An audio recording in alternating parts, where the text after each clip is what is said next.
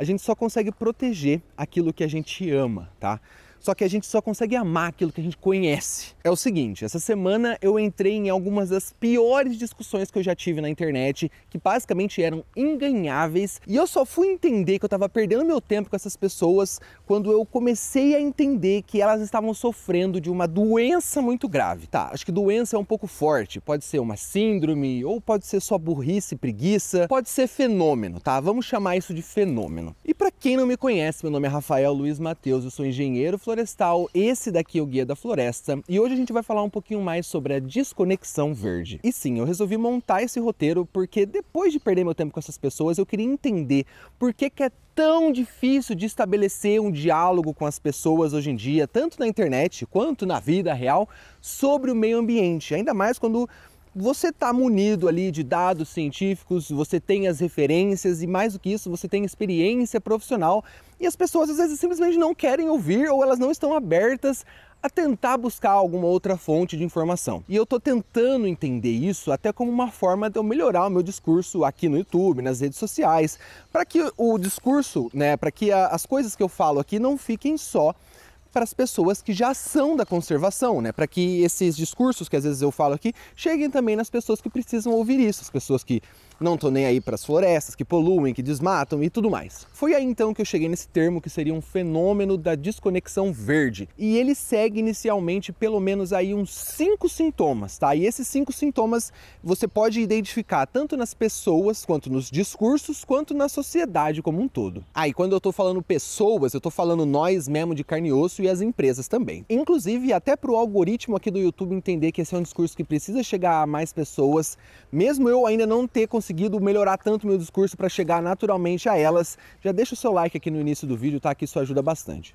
E inclusive, eu vou aqui citar os 5 sintomas, eu vou discorrer um pouco sobre eles e eu compreendo que cada um desses tópicos aí tem pauta para vídeos de mais de meia hora. Então assim, isso é até uma forma de eu conseguir organizar as ideias na minha cabeça e mais pra frente eu consegui fazer uns vídeos maiores e vocês também tenham a abertura aí de ir nos comentários e comentarem, né, obviamente, sobre cada um dos tópicos e talvez me ajudarem mais uma vez a melhorar esse discurso. O primeiro tópico, né, que até acho que foi por onde que eu comecei a criar conteúdo aqui na internet com mais afinco, é o analfabetismo botânico, que eu acho que é um pouco pequeno dizer que é só botânico, ele é animal, ele é ambiental, né? O analfabetismo ambiental. O primeiro clique que eu tive, assim, de que as pessoas estavam totalmente distantes das plantas e de como elas funcionam, e eu não tô falando, a gente vai chegar nisso, tá? Da desconexão verde. Não é porque você tá perto da planta, que você tem dinheiro e comprou um sítio no meio do mato, ou que você tá sempre andando perto de árvore, que você está conectado com esse meio verde, tá? Essa é a grande questão que vai reunir tudo aqui no vídeo. Mas voltando, quando eu tive o primeiro clique sobre isso, foi quando começaram aquelas discussões sobre, pô, tomate é fruta. E as pessoas ficam, assim, surpresas do tomate ser uma fruta, ou um fruto, né, mais propriamente dito. Eu fico pensando, isso antes de entrar na faculdade, tá? E eu fiquei pensando, gente, se o tomate não fosse fruta, qual outra parte da planta ela seria? Porque você não precisa ser botânico, você não precisa ser botânica, né, florestal, da agronomia, para entender que uma planta é basicamente constituída, né, de folhas, raízes, né, seu tronco e órgãos reprodutivos, né? Você divide ali em órgãos vegetativos, né, que aí são folhas, ramos, tronco, raiz, e os órgãos reprodutivos, que são flores, frutos e sementes. É claro que isso não é uma regra para toda planta, né? Quando a gente diz que uma planta é constituída desses órgãos que eu falei agora, a gente está pensando numa planta típica. É claro que existem plantas aí parasitas que não vão ter folha, existem as plantas que conseguem sugar suas coisas de outra forma, aí, sei lá, não vão ter raiz, enfim. E tem plantas que às vezes não vão ter flor porque se reproduzem de outra forma, não sei.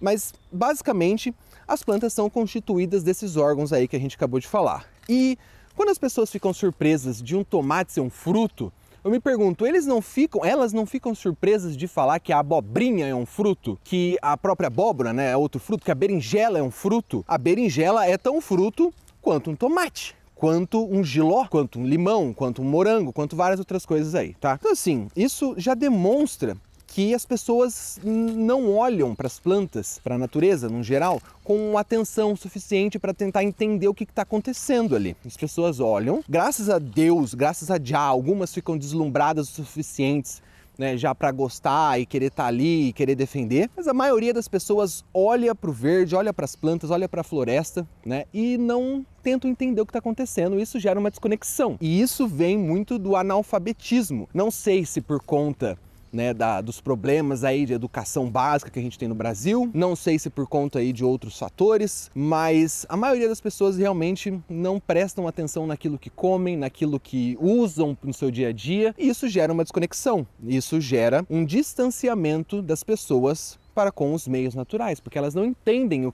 que é uma planta, o que é uma epífita, o que é uma parasita, né? Então a gente tem essa questão. Falando nisso, né, eu tive um vídeo recente aí de epifitismo aqui mesmo no canal. Postei um vídeo lá no Instagram falando sobre a sininja Douglas, e aqui ela tá dando seus botões. Ó, eu vou ficar monitorando ela aqui, logo mais a gente vai ver as flores maravilhosas da sininja Douglas. Mas enfim, continuando, a gente tem aí o analfabetismo ambiental, né, que pelo fato das pessoas não prestarem atenção, não buscarem conhecimento, né, Itebilu, ou não terem não terem a educação básica focada nisso, elas se distanciam e, assim, a gente só consegue proteger aquilo que a gente ama, tá? Só que a gente só consegue amar aquilo que a gente conhece. Porque a gente não vai amar as coisas que a gente não conhece, isso é óbvio, tá? Então é por isso que eu digo que o analfabetismo ambiental é uma das piores coisas que a gente teria aqui nessa lista, tá bom? Só que não é só isso, porque eu acho que muito do problema do analfabetismo não é uma coisa assim meio que feita por maldade, tá bom? Como as outras coisas que a gente vai falar aqui nessa lista. Um outro sintoma que leva a uma desconexão muito severa com o meio ambiente, com o verde, é o próprio modismo ambiental, o modismo verde, ou até o greenwashing, né? De lavagem verde. Que seria o quê? Fazer as coisas ecológicas, verdes, ambientais, sustentáveis, porque está na moda, tá? E isso serve para qualquer classe social, para qualquer empreendimento, para qualquer pessoa. Por isso que eu disse que no começo do vídeo esse discurso, né, essa questão da desconexão, esses sintomas, esse fenômeno ocorre tanto para pessoas físicas, né, quanto jurídicas. Porque o greenwashing você vê muito partindo de empresas que saem, né, com um discurso de nós somos sustentáveis, a gente recicla, a gente não polui, para vender mais produto, e as pessoas acabam consumindo esse discurso junto com os produtos dessas empresas e replicam isso. Então é muito difícil até quando a gente quer fazer isso de uma forma séria, tá? Teve um vídeo que eu fiz aqui no canal que é da pousada Guataporã, lá em Foz do Iguaçu, tá? Inclusive tá aparecendo aqui no card para vocês. Esse foi um vídeo que eu fiz, né? Eu fui contratado pela pousada, né? Pelo Guilherme, que é um dos donos da pousada, para fazer uma trilha guia, né? Porque muitas vezes as escolas da rede municipal ali ia na pousada. Mas peraí, vamos contextualizar. Essa é uma pousada agroecológica mesmo, por quê? Porque a maioria dos processos internos da pousada são pensados para reduzir o impacto, né, a pegada ecológica, desde a energia, do tratamento de esgoto, das agroflorestas, das criações de animais, do jeito que as casas foram construídas. E então tudo isso foi pensado desde o começo, quando a pousada foi construída. E por ela ser dessa forma, por ela ter sido construída há muito tempo atrás dessa forma, é que até as escolas ali da rede municipal, professores, né, levam as crianças e outras pessoas também, às vezes mais velhas e tudo mais, para fazerem as trilhas que tem dentro da pousada e entender como que um lugar consegue ser sustentável. Só que começou a chegar um momento que o Guilherme, que era uma das pessoas que guiava as crianças, né, e as turmas e as pessoas por essas trilhas, não estava mais dando conta da demanda de tantas pessoas. É por isso que ele me chamou para fazer um circuito guiado, tá? Isso já é uma coisa que eu fazia antes, mas eu não anunciava aqui nas redes sociais. Que é o quê? A gente monta a trilha, a gente coloca uns QR Codes, eu faço o vídeo tá inteiro aqui para vocês verem, e aí as pessoas podem simplesmente bater ali uma imagem do QR Code, ter acesso ao vídeo e ouvir, né, o que ele me passou, junto com a minha experiência e junto com a minha pesquisa, porque nem tudo que tá ali foram coisas que ele me falou, ele não me passou um roteiro inteiro, ele fez um passeio comigo e eu falei do jeito que eu queria e ele aprovou, tá? Então assim, eu não sou um ator pago para falar sobre aquilo lá. Eu dei a minha visão sobre o que está acontecendo ali e dos pontos positivos e negativos também do que está acontecendo, tá bom? Só que toda vez que eu falava no vídeo, essa é mais uma forma que a pousada tem de fazer tal coisa sustentável, autossustentável, de forma ecológica. Eu me sentia mal.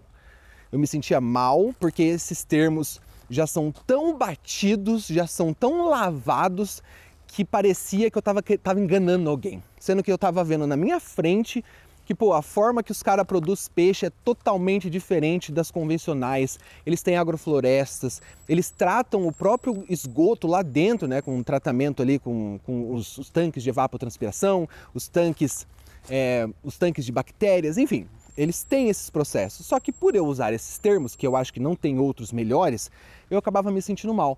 E isso é muito por conta do greenwashing, tá? Desses monte de empresa aí que usa os termos ambientais, que usa o modismo de conservar como mais um produto dos seus produtos, né? Como mais uma... O capitalismo vai abraçando tudo, né, galera? Então, assim, por exemplo, você pode ser feminista, que aí, sei lá, para você ter dinheiro para fazer suas propagandas, você vai vender camiseta de feminismo, ou você vai fazer algumas coisas para ter dinheiro para conseguir fazer aquilo, logo o feminismo vira um produto, tá? É um exemplo. O mesmo acontece com o meio ambiente, o mesmo aconteceu com o próprio Che Guevara. Pô, não tem o que falar, né? Então, o greenwashing é uma prática que tem acontecido cada vez mais entre as empresas para vender e tá tornando banal. Tudo que você tenta fazer, que você tenta vender por ser realmente daquela forma, ou que você tenta trazer como um diferencial do seu produto ou do seu discurso, para os outros, você acaba se fudendo, porque tem tanta gente falando isso sem provar realmente que aquilo é sustentável, que é ecológico, que parece até que está denegrindo o seu produto. Inclusive, eu tenho visto uma coisa que é mais severa ainda.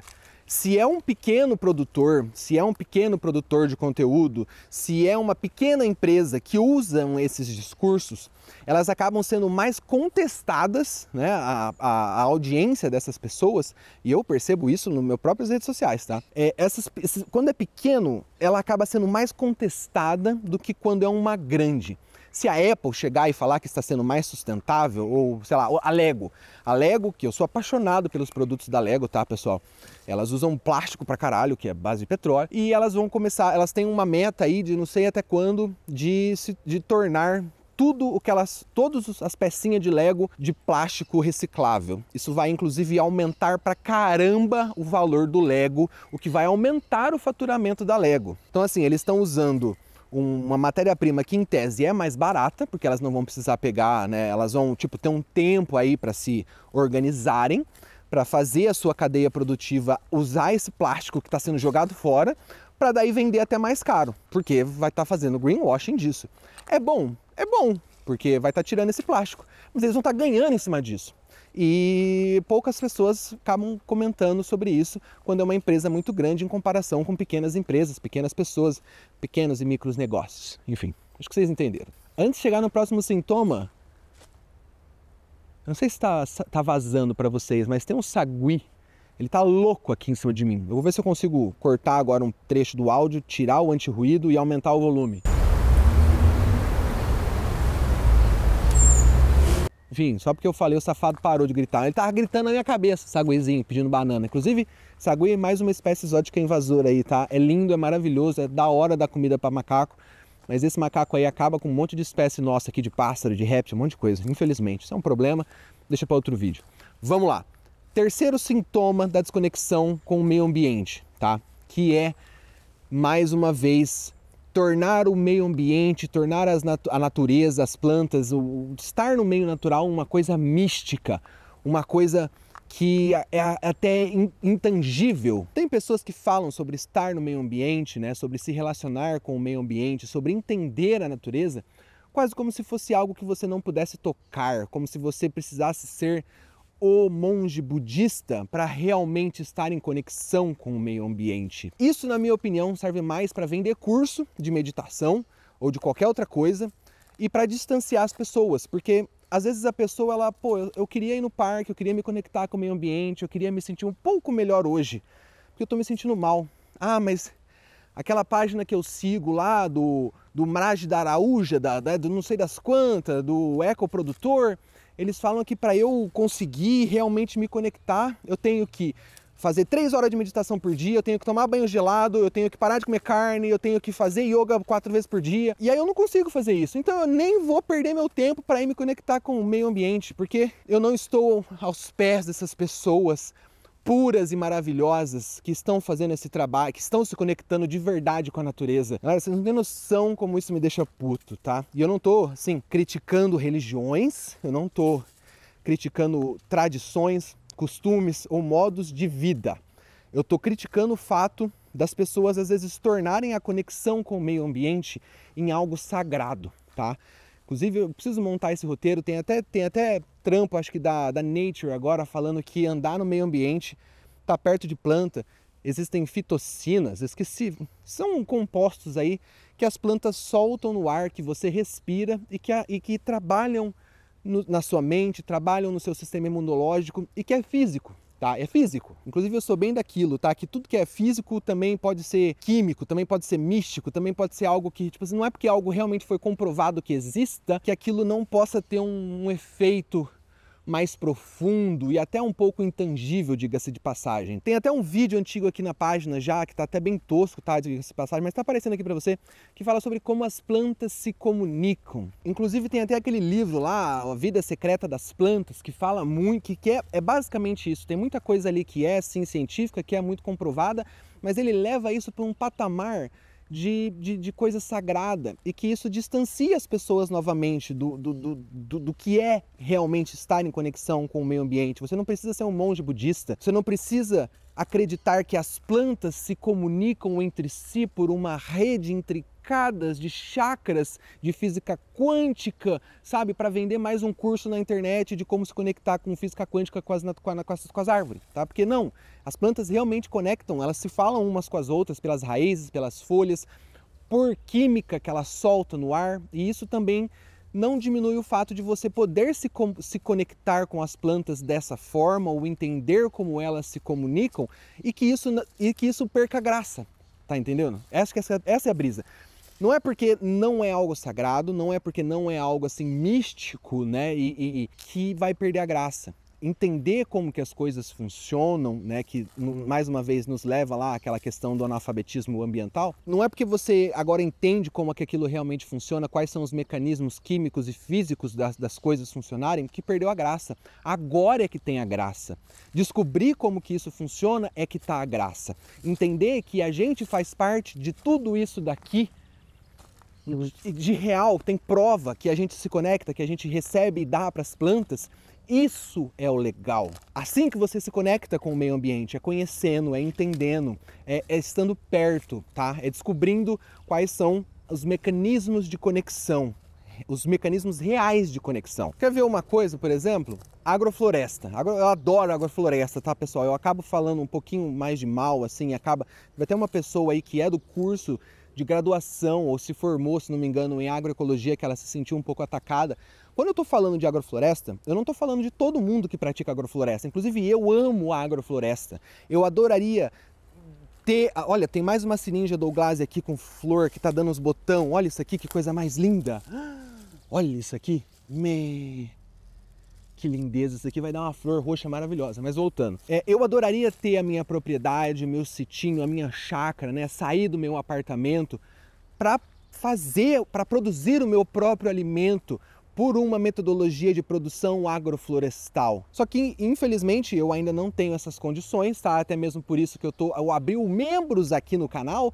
Se você é uma daquelas pessoas que criticou no vídeo lá dos ecochatos de quem sou eu, um piá de apartamento para falar de planta, faz o favor, então, assina o membros aqui do canal, porque daí eu posso sair do meu apartamento, ter o dinheiro que eu não tenho hoje para comprar um sitinho e aí talvez, na sua opinião, eu possa falar, né, de meio ambiente com mais propriedade. Inclusive, eu já agradeço aqueles que já se inscreveram, que já são membros aqui da página. Meu muito obrigado a vocês, tá bom? E assim, existem 3 planos aqui para a página. O mais básico, cara, você vai deixar de comer uma coxinha no mês e não é uma coxinha vegana sem glúten gourmet, que é caríssima, não, é uma coxinha de R$5, que você apoia o canal aqui, que você me incentiva a fazer mais conteúdos desse tipo, até para que eu não faça igual esse bando de sem vergonha aí que fica criando um monte de curso para falar basicamente o que eu já estou falando aqui de graça, né? Porque se não der certo tudo isso daqui, realmente eu vou ter que começar a vender curso. Se você tiver a condição, além de deixar o seu like, se inscrever aqui na página, considere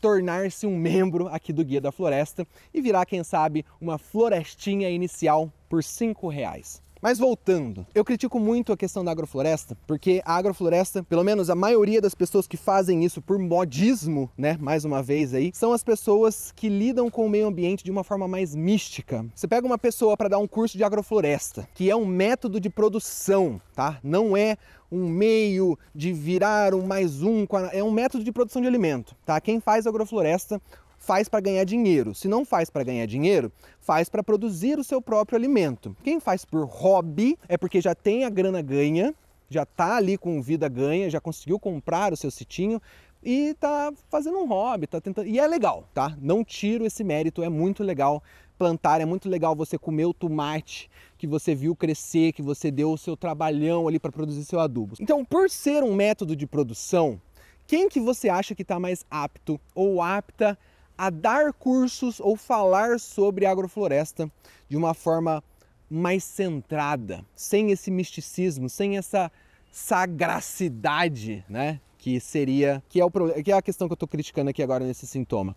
Uma pessoa que se coloca como um mentor hindu, né, que até inventou o nome indiano, que entrou em religiões indianas, que não tem o menor problema, só que essas pessoas têm que falar de religião. Quando essas pessoas partem para falar de produção de alimentos, tá? Elas têm que, primeiro, ler muito, mostrar que elas correram atrás desse conhecimento e que elas têm referências bibliográficas sobre isso. Ou será que talvez seria uma pessoa que estudou agronomia ou uma pessoa que estudou engenharia florestal, que são os dois principais cursos aí de produção de alimentos que a gente tem, produção de alimentos vegetais que a gente tem no mundo, né? E até agrofloresta, que também é um curso de graduação, né, que derivou desses outros dois cursos que eu falei. É claro que são as pessoas que estudaram 5 anos de produção vegetal. Essas pessoas estão há muito tempo tentando entender como que o meio ambiente sofre por conta do consumismo e da produção errada de alimentos. Mais uma questão, eu já vi muitos cursos de agroflorestas que estão inseridos em retiros de yoga, de meditação, de permacultura, que tem muitas práticas que derivaram aí de coisas lá da Índia, que estão misturadas nos cursos. E isso tira o foco do que realmente é a agrofloresta. A agrofloresta não é uma religião. A agrofloresta pode até ser um modo de vida, tá? Mas a agrofloresta é um método de produção que precisa ser comprovado empiricamente e comparado com os métodos tradicionais de produção para que a gente mostre que ele é muito melhor para o meio ambiente e para a gente. Não adianta você falar que a natureza ela é muito equilibrada e você, como ser humano e um animal, precisa andar descalço na natureza para ser equilibrado e se conectar. Não, cara. Você consegue se conectar com a natureza de diversas formas, mas principalmente você consegue se conectar quando você entende o que está acontecendo. Qualquer outra forma de conexão, você tem que elaborar isso um pouco mais, tá? Você não pode ser raso, você não pode ser superficial quando a gente está lidando com o meio ambiente. E sim, quem me acompanha nas redes sociais, aí no Instagram principalmente, vocês vão entender porque que eu tô dando um pouco desse rage aqui. Tá bom, se você não acompanha, eu vou dar um resumo aqui, tá? Eu recebi aí uma publicação de uma pessoa que tem esse perfil que eu estou dizendo aqui, que vende cursos de agrofloresta e que estava falando que usar capim na agrofloresta é bom. Você que está me acompanhando, se você conhece a agrofloresta, usar capim na agrofloresta é bom? Sim ou não? Depende. Qual capim? Em que situação? Qual o bioma? Não é assim, deixe usar, porque, cara, eu já falei aqui mais de uma vez, problemas de exóticas invasoras, eu já estou até cansado de falar sobre isso, tá? A braquiária é um inferno. Dentro da minha faculdade, um dos principais projetos que meu laboratório tinha, junto com o meu queridíssimo ex-orientador, professor Afrânio Soriano, era projetos de como fazer o controle de exóticas invasoras em parques estaduais. Então, como que era esse projeto? A gente estava trabalhando vários projetos demonstrativos de manejo, onde a faculdade ia num parque, identificava um problema crucial para o manejo daquele parque, e daí os alunos ou o aluno que pegasse aquele projeto em específico ia desenvolver, com base no que ele experienciou naquela unidade, ele ia desenvolver um protocolo de ação para o estado de como replicar aquilo que foi feito no parque em outros parques. E ele pegou, o brother meu que pegou esse projeto de controle de exóticas invasoras, ele pegou um dos piores, porque acho que foi no Parque Estadual Nascentes do Rio Taquari. Se eu falar errado, me perdoe, porque já faz mais de 10 anos isso. Mas era um parque assim, galera, que tem uma área de inundação bem grande.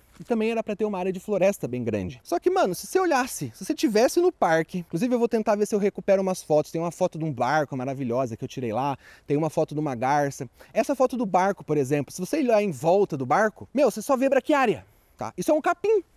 Esse capim era o projeto de estudo, era o objetivo de estudo de um dos meus amigos lá, que era o João. O João, ele tinha que estudar metodologias de como acabar com a braquiária no parque, para que as outras árvores pudessem vir, tá? Porque a braquiária é um capeta. A braquiária é desgracenta, ela não deixa nada vir. Ela é muito pior do que várias das exóticas invasoras que eu cheguei a comentar nos meus vídeos. Eu acho que ela bate de pau a pau assim com a leucena, tá?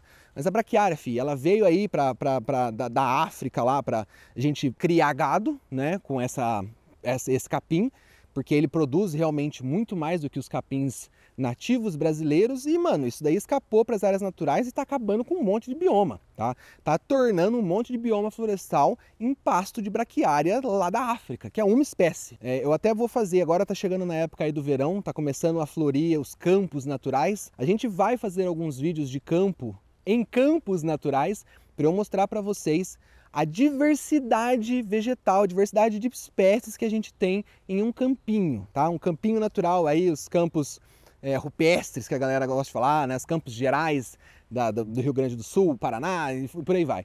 Se você olha para uma floresta como essa e você acha que isso daqui é diverso, é porque você não viu um campinho, tá? O meu professor aí, um dos meus melhores amigos, inclusive o Rodrigo, o trabalho dele, tanto de PIBIC quanto de mestrado, é estudar a diversidade e as diferenças de espécies que existem entre os campinhos e principalmente em relação ao tipo de solo. Então assim, eu não me lembro exatamente dos dados, tá? Mas era mais ou menos assim, você vai numa floresta, você faz uma parcela aqui de 100 metros quadrados, você vai encontrar, sei lá, 20 espécies. Se for contar isso de árvore, se você for contar tudo, você consegue encontrar aí umas 50 espécies.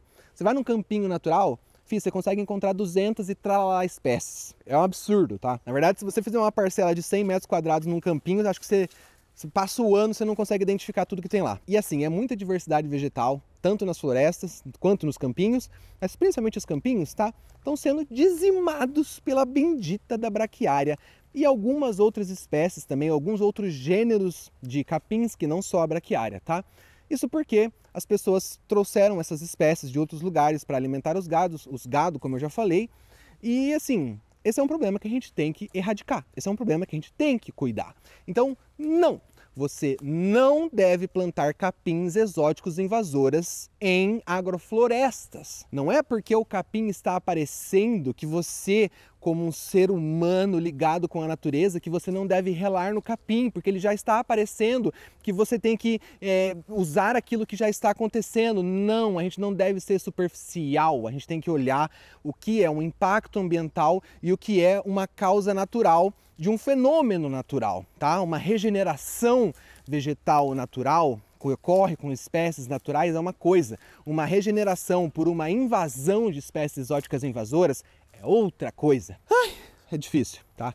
É muito difícil, mas eu até agradeço ao cara que fez essa postagem aí dos capim, que me rendeu um monte de story com engajamento, me rendeu esse vídeo, e eu tô sinceramente pensando em fazer mais um curso aí, tá? Fazer um curso sobre conexão com a natureza.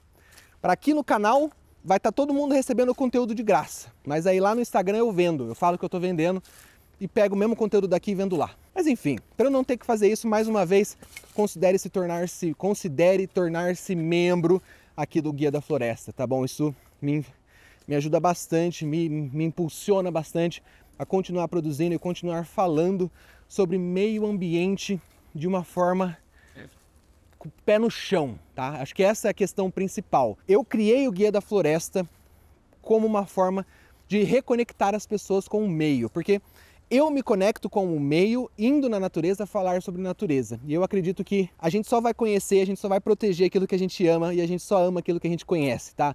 Então o papel do Guia da Floresta, o Guia da Floresta é a página, eu sou o Rafael Luiz Mateus, mas o papel dessa página é levar as pessoas aos meios naturais e trazer os meios naturais às pessoas que não podem se deslocar até eles, tá? Para que elas se conectem, para que elas se sintam parte do meio ambiente, não como uma coisa intangível, sagrada, imaculada, não como uma coisa de greenwashing, que eu estou tentando vender algo por trás disso, e mais do que tudo, combatendo o analfabetismo ambiental. Eu acredito que existem muito mais coisa que eu possa falar sobre esses temas. É por isso que eu peço para você deixar o seu comentário, deixar o seu pitaco com educação, tanto para mim quanto para as outras pessoas que estão nos comentários. Às vezes eu posso ser um pouco grosso, peço mil desculpas. Se você se sentiu ofendido ou ofendida por alguma coisa que eu disse nesse vídeo, às vezes é bom, porque talvez eu me fiz ser claro, mas eu não estou criticando o seu método de vida. Eu não estou criticando a sua religião ou as coisas que você acredita. Eu só estou dizendo que para se conectar com a natureza é muito mais fácil do que como as pessoas vendem na natureza. Basta você trazer sua cadeira para cá, desligar um pouco o seu celular, primeiro assiste o vídeo do Guia da Floresta, depois você desliga o celular, e aí você olha o que está acontecendo. Pega as plantas, olha os insetos, ouça o que está acontecendo, tá bom? E é basicamente isso. Meu muito obrigado para quem acompanhou esse vídeo até aqui. Eu até falei para minha esposa que hoje eu ia vir, acho que se eu tiver tudo cagado na minha barba, que se eu tiver babinha, se eu tiver dente sujo, marota no nariz, me perdoe, eu não vou regravar esse vídeo, vai sair sujo mesmo. Inclusive talvez isso seja até bom, porque gera engajamento, né? Porque nos vídeos que eu saio sujo, nos vídeos que eu falo o erro de português, a galera prefere comentar sobre perca ao invés de perda do que falar sobre o tema maior do vídeo, tá? Mas enfim, desculpa. Eu até falei para minha esposa que hoje eu ia vir aqui no meio do mato para falar de uma coisa mais positiva, mas eu não consigo. É porque um dos meus hobbies, além de identificar planta e estar no meio do mato, é reclamar e criticar, tá? Perdi, meu TDAH bateu novamente, mas é isso, tá bom? Meu muito obrigado para você que acompanhou esse vídeo até aqui. Deixa o seu like, isso impulsiona. Eu sei que nem todo mundo pode virar membro. Eu também, assim, são pouquíssimos os canais que eu consigo ser membro e ajudar ali diretamente. Então, se você é uma dessas, deixa o seu like, isso já ajuda bastante, tá? E agora, aqui, está aparecendo para você outros vídeos para você continuar a sua jornada no meio ambiente aí, com plantinhas, florestas, universo e tudo mais. E para mais conteúdos sobre tudo isso que eu já falei, considere se inscrever aqui no canal do Guia da Floresta. Nós estamos juntos e bora se conectar com o meio ambiente. Isso é muito mais fácil do que vocês imaginam. Valeu e falou!